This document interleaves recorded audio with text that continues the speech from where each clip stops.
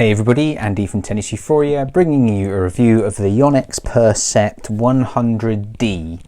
The 100D is a new offering within the Yonex control-orientated lines, now called the Percept. So for those of you learning more about rackets and racket lines, Yonex have three main families of rackets. The red V-core rackets are spin-orientated. There's various iterations within that. The blue Yonex rackets are the E-zone rackets, which are billed as being power rackets, still offering some control. And then you have had the V-core Pro lines, which have had various paint jobs over the years and different updates. They are the control-orientated frames within the Yonex family groups. They have now had a rebrand and a big update to be now called the Percept, which makes some sense. Percept translated, I'm told, means the perception from the senses, so that speaks control, doesn't it? In terms of the Percepts, then you have two head sizes on offer and different categories within that. You have 97 square inch frames with some different string patterns and weights on offer. I hope to review them all in time. Then you have 100 square inch offerings, and within that you have seen previous lines offering the same. With the Percept launch you have a new racket, this one, the 100D, that has an interesting 18 by 19 string pattern and a bit more weight. Now the Percept line overall has had some updates which are worth mentioning.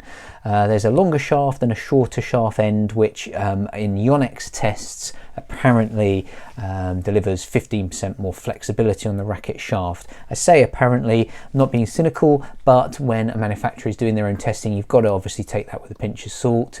I do think other things worth mentioning, put a graphic up there of the new stiff racket face design. I think that's quite interesting. So we have that more flex at the shaft at the bottom, but then they've stiffened up the racket face by 3%, again they claim with their testing.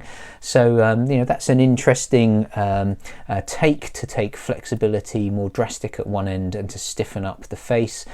Also think worth mentioning is that Yonex talk about a new Servo Filter, which is placed in between the graphite layers within the frame, and they claim that that reduces unwanted vibrations by 14%. Now I think that's quite interesting. I think that's probably doing a similar job to, you know, what foam can do from other manufacturers, and you know, things that make things more comfortable are always of interest. I think often when you get sort of dampening technology like that, you can get more stability as a result as too. So you know, let's see what happens. So that's the line. In terms of this actual frame, the 100D, was quite intrigued by this one because of the new characteristics. Just as a reminder, it's 100 square inches, 18 by 19 string pattern and 305 grams unstrung. Now as far as the 100 square inch iterations of the Yonex control lines go, I personally think those specs are a massive improvement. So the previous version of the V-core Pro 100, I hit that, and I hit the version before it, the blue one. Always felt them to just be a bit of a nothingness really, a bit underpowered. Didn't think there was, you know, that much more power coming from them, so I didn't really understand them. I kind of felt that if you were looking to move away from the V-core Pros and what they were offering, then and you wanted more forgiveness, more power, then you know, obviously look at other frames, or look at within the Yonex lines, the E-zone or the E-zone 100 for example. So didn't fully understand that. In this, in terms of specs and characteristics, I get it a bit more. So you do have more power and more forgiveness than you'd get from the 97 frames, certainly if I'm comparing it to the previous V-core Pro 97s, but with that string pattern and a little bit more weight, I think you're getting one nod towards a bit more control and a bit more of a sort of predictability and stability. So you know, that was great. What I would say is that if I'm comparing this to how the previous V-core Pro line played, then there is a big difference in feel. So I think that dampening technology is making this ultimately, you know, more dampened. Lots of vibration is being removed, and so for me it felt more dampened. It certainly felt very comfortable.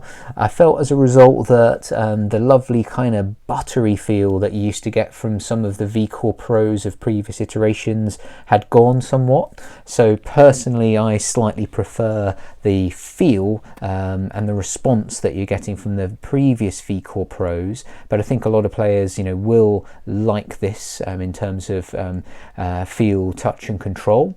It's good on serve. There's enough mass to get some good power on serve, and also with that string pattern I felt that you could really find your spots. Mine was strung with Yonex Polytour Rev in the new matching colour. Again, thanks to All Things Tennis for that string. I strung it myself. This is the first playtest I've done for a while where the string held up pretty well for a couple of weeks of play, and I also thought it was well matched to the Racket. With this 18x19 string pattern, that kind of spinny orientated string, I thought actually was a wise move to give me a little bit more launch over the net. And that's one thing to note. I felt that this string pattern was giving you a relatively low launch off of the frame. So you know, an error that was propping up a little bit for me was you know, some hitting into the net, both with approaching forehands or with my relatively flat hitting backhand if I wasn't brushing up. So I think players who are looking for, you know, lots of insurance over the net, loads and loads of sort of up and down spin potential, then, you know, if this is the frame that you're set on, you want to look at that other 16x19 pattern, or probably look at, you know, other frames, to be honest. In terms of other aspects of playability, I thought that the string pattern combined with that mass actually gave you know, a really nice slice, good directional control on that slice too, and I started to actually gel with this frame pretty well from the baseline, which is actually quite high praise, because if I was to take myself through the processes that I've identified around custom matching services, then the analytics for that on my own game and myself would not arrive me at any isometric frame, sadly no Yonex frame. So the fact that I could gel with this and play with it quite well is indicative that the sweet spot is probably quite generous, and I think that that if someone was hitting with this frame and they're optimized towards it, matched to it, then I think they're going to have a, you know, a really good experience with it. I suppose the only thing I don't quite understand is I sort of get where this is falling into category. It's that quite interesting growing category of 100 square inch frames that are not all about total power, still offering some control and have a nod towards some feel still, kind of modern day hybrid player frames with a bit more forgiveness and power. And I think it's got stiff competition, you know, Dunlop CX400 Tour, both of the head speeds, this one competing with the Speed Pro, for example. Clearly one differentiator would be, you know, are you matched to isometric head shapes in your game? And then that would you know, potentially make this a really strong match in this category. What I would say is that I get this much more than the previous V-Core Pro 100. That for me was a bit underpowered, and you just weren't getting that much more forgiveness or power for having the extra head size, so I didn't really see much point in that. I thought you'd go to, you know, to other frames, so I get this one so much more, that little bit more weight, you know, is great.